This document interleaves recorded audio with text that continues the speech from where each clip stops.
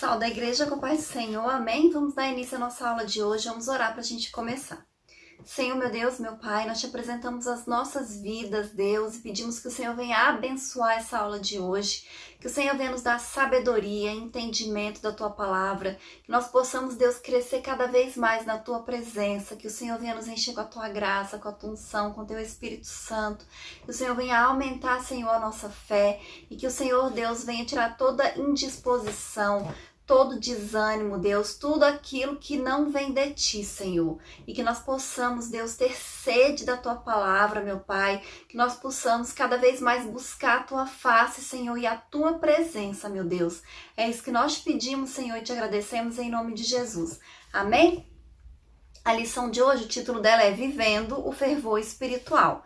A gente vai fazer a leitura bíblica que está em Efésios, capítulo 5, do versículo 15 ao versículo 20, que diz assim: Portanto, vede prudentemente como andais, não como nécios, mas como sábios, remindo o tempo, porquanto os dias são maus. Pelo que não sejais insensatos, mas entendei qual seja a vontade do Senhor, e não vos embriagueis com vinho em que há contenda, mas enchei-vos do Espírito, falando entre vós com salmos e hinos e cânticos espirituais, cantando e salmodiando ao Senhor no vosso coração, dando sempre graças por tudo a nosso Deus e Pai, em nome de nosso Senhor Jesus Cristo. Amém. Então, essa orientação aqui que nós recebemos do apóstolo, né, que ele fala que nós devemos andar como sábios, como prudentes, né, buscando a presença do Senhor, buscando a face do Senhor, procurando fazer e entender qual é a vontade de Deus. E é interessante aqui no versículo 18, que diz assim: Não vos embriagueis com vinho, mas enchei-vos do Espírito. E muitas vezes nós que somos cristãos, nós buscamos observar essa primeira parte do versículo onde diz para não nos embriagarmos com vinho. E isso a gente evita fazer. Mas a gente esquece de também buscar fazer a segunda fase, porque ele diz aqui que nós devemos ser cheios do Espírito Santo. E é algo que nós devemos buscar, porque ele diz aqui, enchei-vos. Ou seja, somos nós que vamos nos encher. Então, somos nós que temos que buscar, somos nós que temos que ir atrás. E essa frieza espiritual é o que paralisa as pessoas e é o que tem deixado muitos cristãos fracos e muitas igrejas físicas fracas também, né? Porque muitas vezes os membros não buscam ser cheios do Espírito Santo.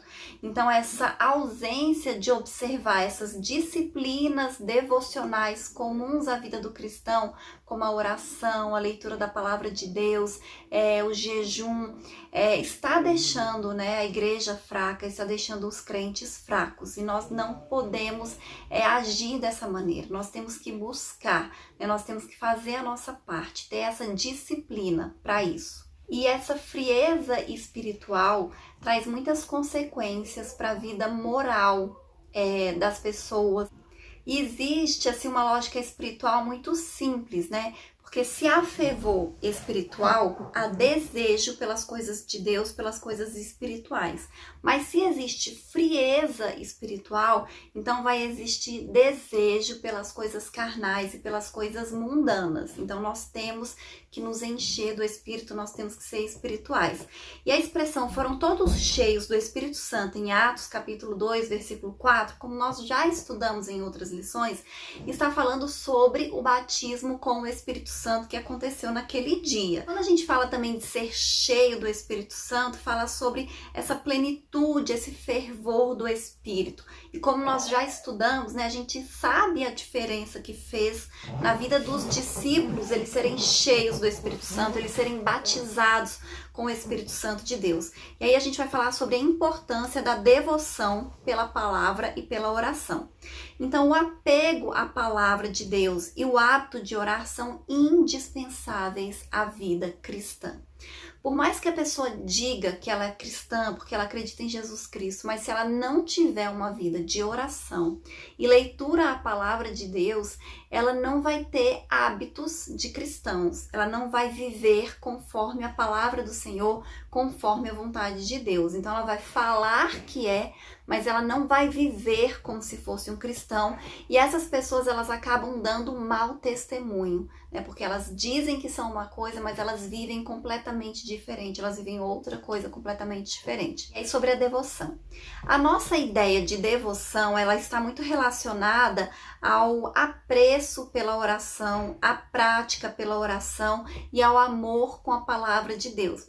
É até interessante quando a gente fala assim, eu fiz o meu devocional diário, as pessoas fazem o seu devocional, você faz devocional. O que é esse devocional? É leitura da palavra de Deus e oração, né? Então isso está relacionado à devoção, a leitura da palavra de Deus, oração e em alguns casos também o jejum, né? A pessoa jejuma também. E são muito importantes, né? A gente ter esses hábitos, a gente praticar isso frequentemente nas nossas vidas, constantemente. Isso é importante para nós como cristão e para a igreja física de uma maneira geral, porque é isso que vai nos fortalecer como cristãos. É isso que vai nos fortalecer espiritualmente falando. Amém? A oração e a palavra de Deus. Todos nós, a gente conhece esse jargão, né? Nós que somos cristãos, evangélicos, né? A oração é a chave da vitória. Então isso é verdade, não existe vida espiritual abundante sem oração. Então certamente a oração é a chave da vitória. É a oração que nos fortalece, é a oração que nos conecta com Deus, é a oração onde nós nos comunicamos, né, diretamente com o Senhor, onde nós falamos com o nosso Pai. Amém? E a oração também, ela expressa a nossa total dependência de Deus. Quando você ora, está querendo dizer que você confia no Senhor, que você acredita, que você depende dele, que você sabe que se você falar com ele, você vai ter uma resposta, você vai ter um auxílio, você vai ter um consolo, você vai receber aquilo que você precisa, amém? E é justamente a prática da oração e a leitura diária da palavra de Deus que vai nos tornar sábios, como ele diz aqui no texto de abertura que nós lemos, que nós devemos ser sábios, né? Que nós devemos ser prudentes. É esse conhecimento, é essa intimidade com o Senhor que vai trazer isso para as nossas vidas. E o viver sabiamente, né, esses exercícios espirituais, eles devem ser colocados em prática diariamente. Então nós temos que orar diariamente, nós temos que fazer a leitura da Bíblia diariamente, nós temos que nos conectar com o Senhor diariamente. Não é alguma coisa que a gente faz de vez em quando, semanalmente, não. Isso é diário, são todos os dias das nossas vidas. Nós não podemos esfriar, nós não podemos esmorecer, mesmo sem vontade. Nós temos que orar, nós temos que fazer, amém? E aqui nós lemos, né, que nós devemos andar como sábios e não como nécios. E existem pelo menos 7 palavras gregas no Novo Testamento para nécio. Mas a que o apóstolo usa nessa passagem, ela só aparece aqui nesse texto, e é azofos, que é tolo e sem juízo. Então, o nécio é nesse sentido de ser uma pessoa tola, de ser uma pessoa sem juízo. Então, ele está contrastando o nécio com a sabedoria cristã, né, que vem do Espírito Santo de Deus, né? Então, ele fala disso em contraste com a insensatez dos pagãos, né, daqueles que não acreditam no Senhor, aqueles que não vivem a vontade de Deus nas suas vidas. Inclusive, ele acrescenta que esses não conhecem a vontade de Deus, não entendem a vontade do Senhor. E, de fato, é bem isso que a gente percebe, né, que essas pessoas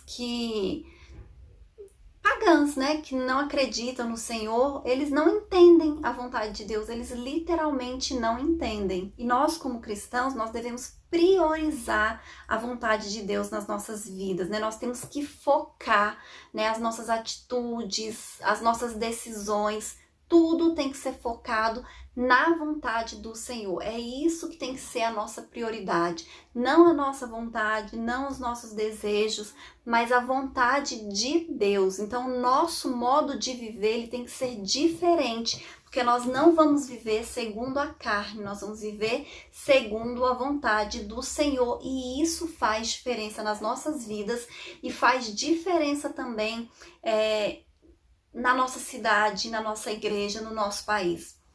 Quando a gente percebe, né, quanto mais forte é o cristianismo, numa cidade, numa região, num país, mas eu digo assim, não das pessoas falarem que são cristãs, mas das pessoas viverem literalmente o cristianismo ali no seu dia a dia, essa cidade vai ser melhor, com relação a crescimento, a prosperidade, a segurança, a desenvolvimento, assim, em todas as áreas, porque é diferente a maneira de viver do cristão da maneira de viver do ímpio. E isso impacta não só nas nossas vidas, mas assim ao nosso redor, né? E na sociedade de uma maneira geral. Amém?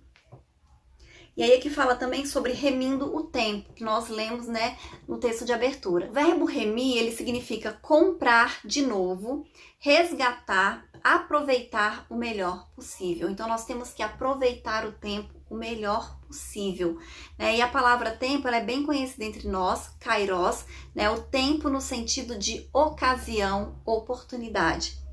Então nós temos que aproveitar melhor a ocasião, a oportunidade. Se você não aproveita aquele tempo, se você não aproveita aquela oportunidade, você perdeu, já passou, já era.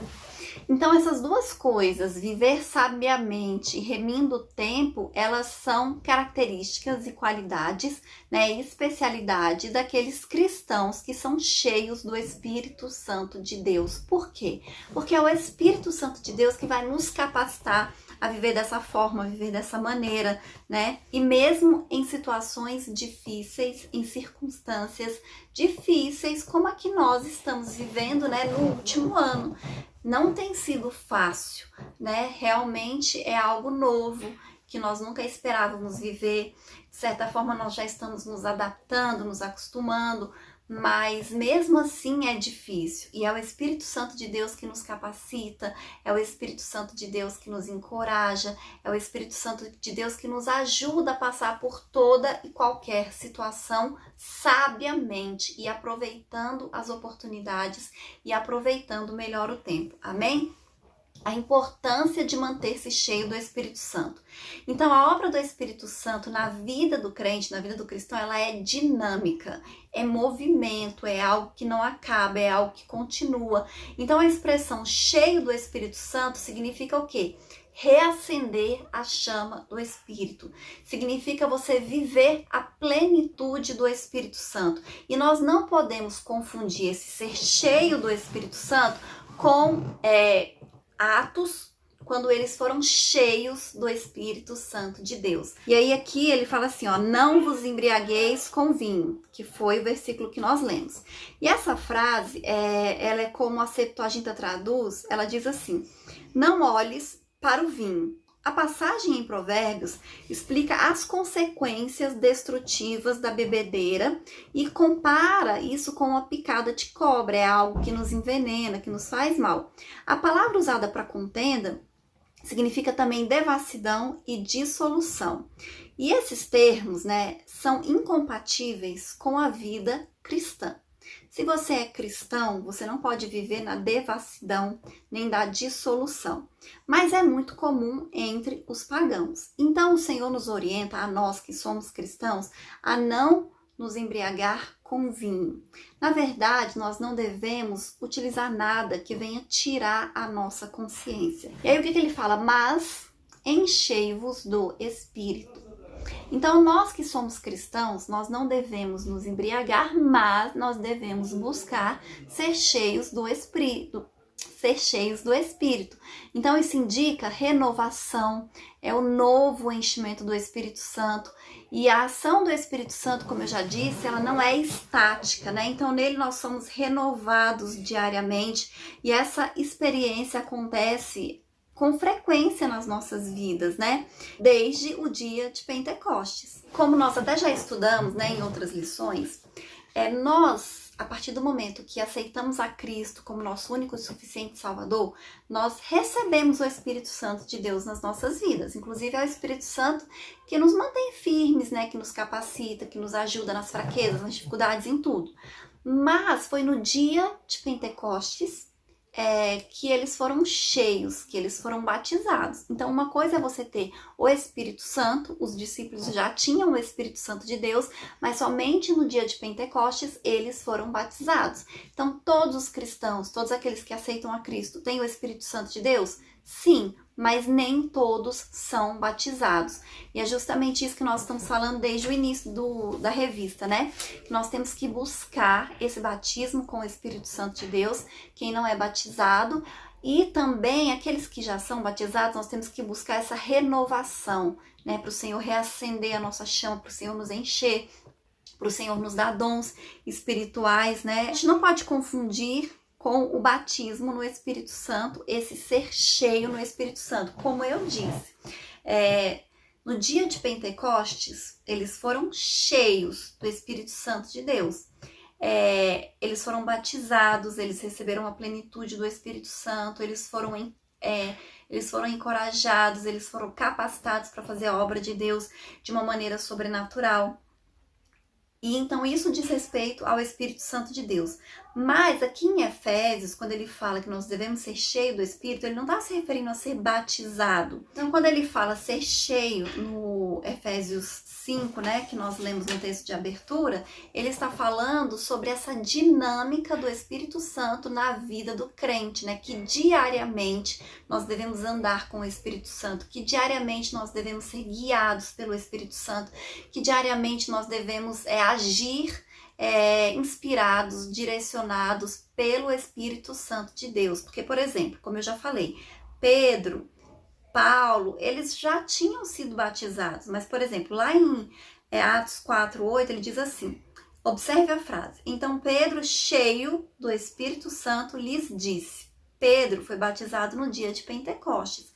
Ele já tinha sido batizado. Então, está dizendo que ele foi batizado. Estava dizendo que ele estava agindo sobre a direção do Espírito Santo de Deus. Então, estava falando da dinâmica do Espírito Santo de Deus na vida dele. Da mesma maneira, o trecho que está lá em Atos 13:9, que diz assim, Saulo, que também se chama Paulo, cheio do Espírito Santo, não está falando que ele foi batizado, porque ele já havia sido batizado antes, só está falando que ele está agindo sob a direção do Espírito Santo de Deus.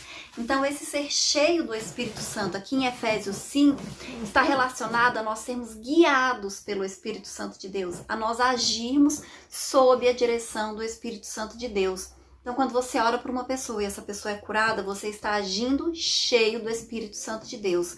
Quando você prega o Evangelho e uma pessoa se converte, você está pregando cheio do Espírito Santo de Deus, porque quem vai convencer é o Espírito Santo. Então, é isso, é nós agirmos sendo guiados sob o domínio do Espírito Santo de Deus. Esse é o ser cheio do Espírito que fala aqui em Efésios 5, amém?